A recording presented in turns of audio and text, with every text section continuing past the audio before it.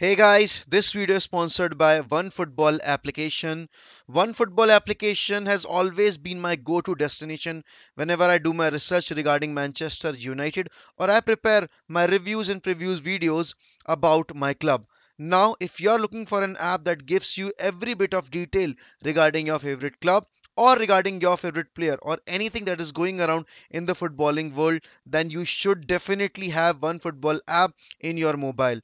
The link is given in description, so download it and enjoy every latest detail regarding the top clubs and regarding the top players that has been happening around the footballing world. एक football fan की life पता है बहुत ही अजीब होती है। वो हारता है बट फिर भी अपने क्लब को सपोर्ट करता है। और इस सीज़न की कहानी हम फैंस के लिए, स्पेशली हम यूनाइटेड फैंस के लिए कुछ ऐसी ही रही है कि जहां हमने एक के बाद एक के बाद एक के बाद एक हार्ट ब्रेक देखे हैं, बट फिर भी आज हम हर गेम वीक पे, हर मैच डे पे उतने ही एक्साइटेड होते हैं जितने कि हम सीज़न के शुरुआत में थे। हाँ, बहुत लोगों की एक्सपेक्टेशंस ख़त्म हो चुकी हैं। पर्सनली मेरी भी एक्सपेक्टेशंस कुछ भी नहीं है सीज़न से, इस सीज़न के रिगार्डिंग। बट जब आप एक क्लब को सपोर्ट करना शुरू करते हो ना, तो आप उसके साथ खुद सफ़र करते हो। अगर वो जीत रहा है तो आप एंजॉय करते हो, अगर वो हार रहा है तो आपकी खुद की पर्सनल लाइफ उस चीज़ से इफेक्ट होती है। अब यही यूनाइटेड अगर लीग के टेबल के टॉप पे बैठी होती, तो मैं और आप आज झूम रहे होते।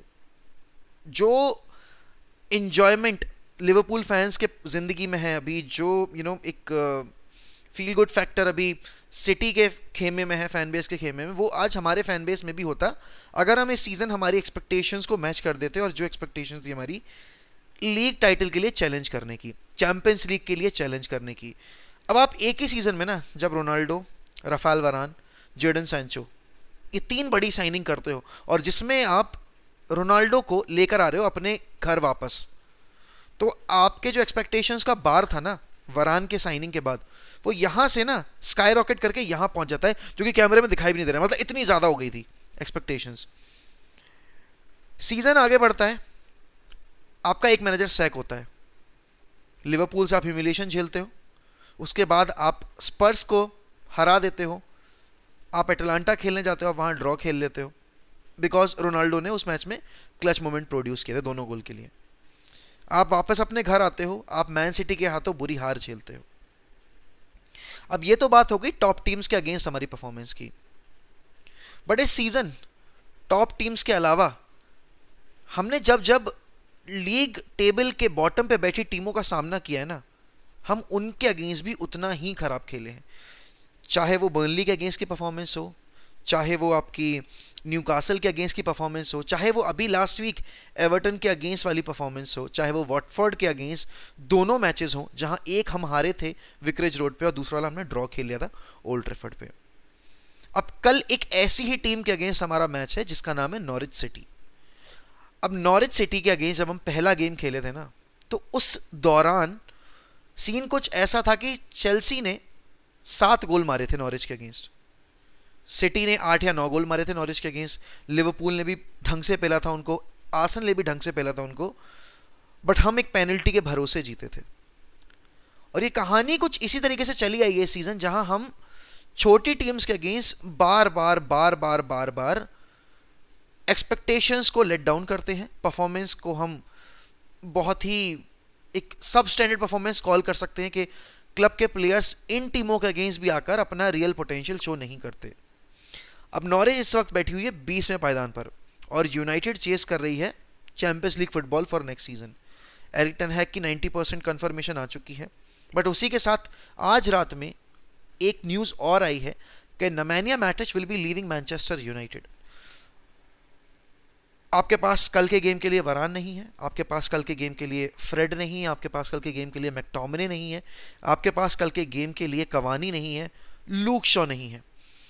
तो बेसिकली आपकी मिड, जो कि ऑलरेडी इतनी ज़्यादा क्राइसिस में रहती है हमेशा, वो नंबर 6 के रोल में नॉन एग्जिस्टेंट हो चुकी है।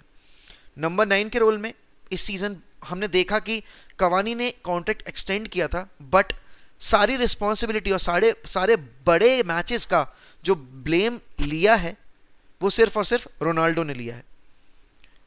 मैकटोमिने और फ्रेड वो दो प्लेयर्स जिनको हम सबसे ज़्यादा क्रिटिसाइज करते हैं, बट शायद कहीं ना कहीं हम ये भूल जाते हैं कि जिस गेम में वो नहीं भी होते हैं ना, उस गेम में हम और ज़्यादा सफ़र करते हैं, स्पेशली जब फ्रेड नहीं है।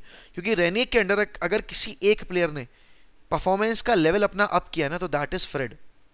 क्योंकि रोनाल्डो और ब्रूनो के बाद सबसे ज़्यादा गोल इन्वॉल्वमेंट फ्रेड का ही है। आज शाम जब रेल्फ रेनिक की प्रेस कॉन्फ्रेंस हुई ना, तो उन्होंने बोला कि आई कैन कंप्लीटली अंडरस्टैंड कि जो एक डिसहार्मनी सा माहौल बना हुआ है ना फैन बेस के अंदर, वो मैं समझ सकता हूँ, क्योंकि हमने उनकी एक्सपेक्टेशंस को लेट डाउन किया है। आज ओल्ड ट्रैफर्ड के बाहर एक बार फिर प्रोटेस्ट की गई, और वहां वो वापस से फिर एक बार बैनर हमें देखने को मिला, not fit to wear the shirt, और 1958 उस पर नंबर लिखा था। तो जिनको 1958 का मतलब नहीं पता है कि क्यों वो नंबर लिखा गया था, because in 1958 something very tragic happened at United. Busby Babes याद है ना, उन्होंने इस क्लब के लिए खेलते हुए अपनी जान गंवाई थी।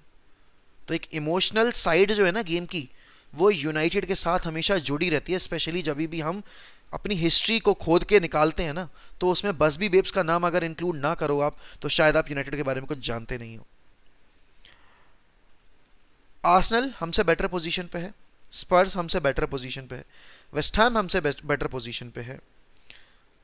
We on the other hand have been सब स्टैंडर्ड, और ये गेम अगर हम ड्रॉ भी कर जाते हैं ना, तो गाइज ये सीजन आज इसी वक्त खत्म हो जाएगा हमारे लिए। वैसे भी 90% खत्म हो चुका है, बट अगर आज नॉरिच के अगेंस्ट अगर पॉइंट्स ड्रॉप कर दिए, तो भूल जाना कि आप अगली साल यूनाइटेड को यूसीएल एंथम के अंडर खेलता देखोगे। ये जो बैज लगा हुआ है ना, ये जर्सी मैंने जानबूझ के पहनी है।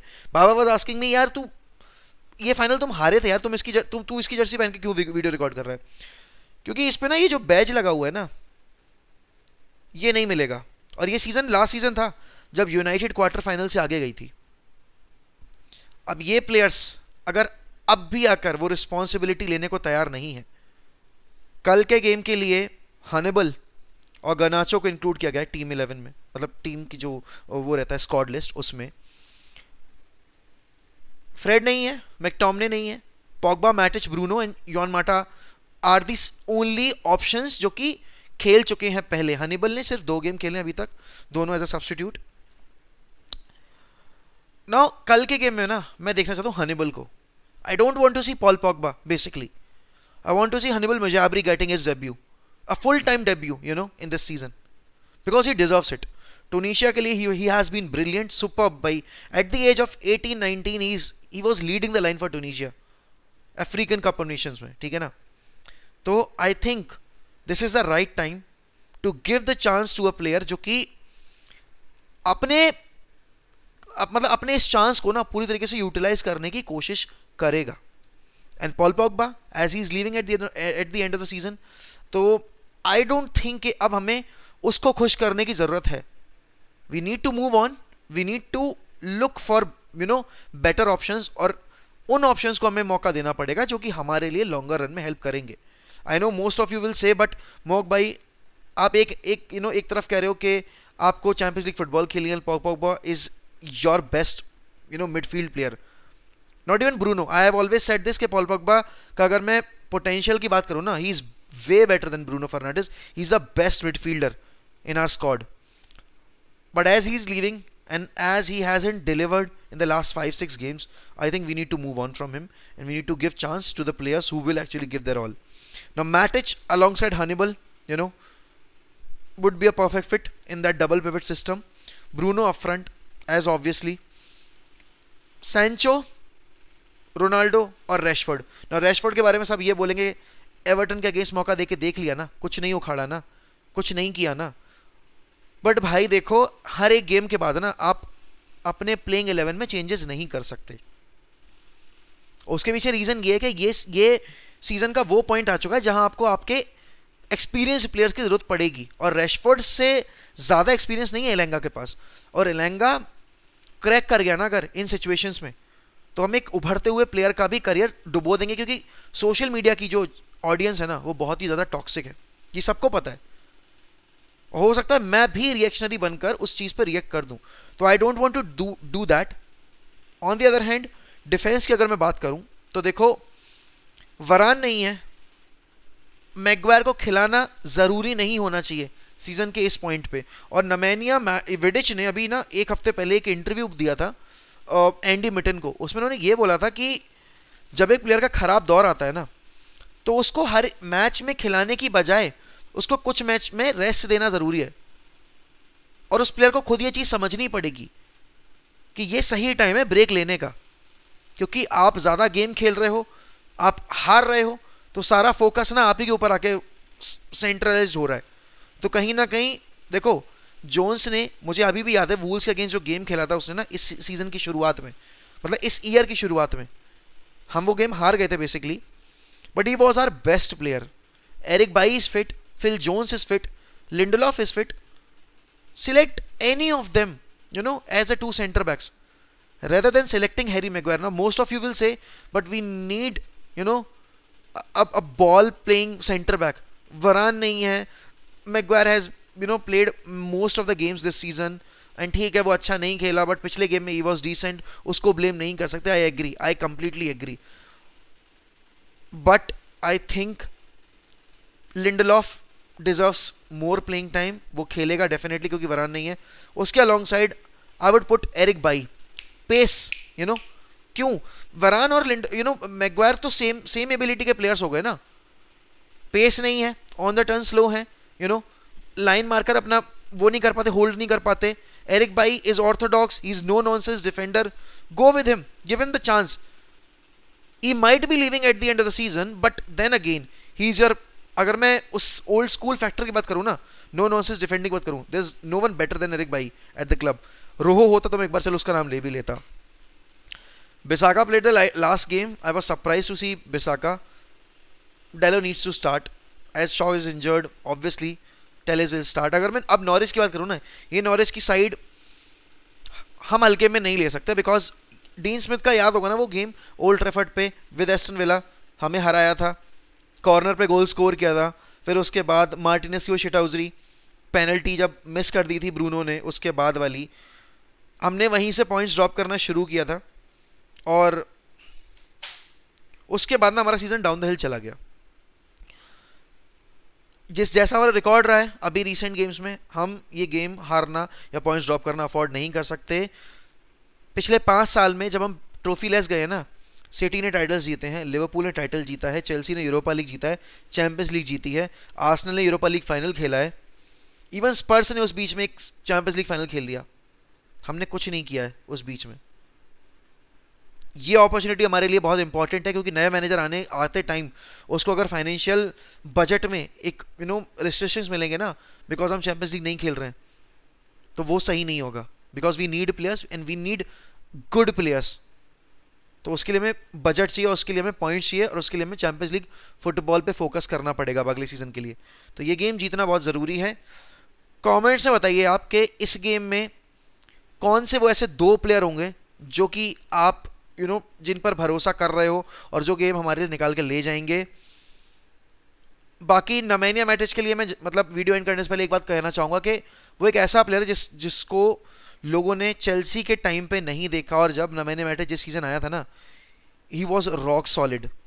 मोरिनियो को अगर उस सीजन एक नंबर 6 दे देते ना मैटिच के अलॉन्ग साइड, एक नंबर 8 दे देते, जब हमने फ्रेड को लेकर आए थे हम, एक अलग टीम हमें देखने को मिलती. और हो सकता है मोरिनियो मैटिच के साथ, उस मिडफील्ड के साथ अगर एक बेटर साइनिंग होती तो हम कुछ और अचीव कर लेते, कुछ अच्छा अचीव कर लेते. But then again football is not about अगर ये होता, अगर वो होता, ऐसा होता, वैसा होता. It's about how much you have achieved and how much you have delivered. I am hoping for a victory. I will not guess the score line that as I never did this season. बस यही था यार preview. मिलते हैं शाम में watch along पर. We'll catch you up, and till then, goodbye, take care, and we'll always keep the red flag flying high, guys, as Manchester United will never die.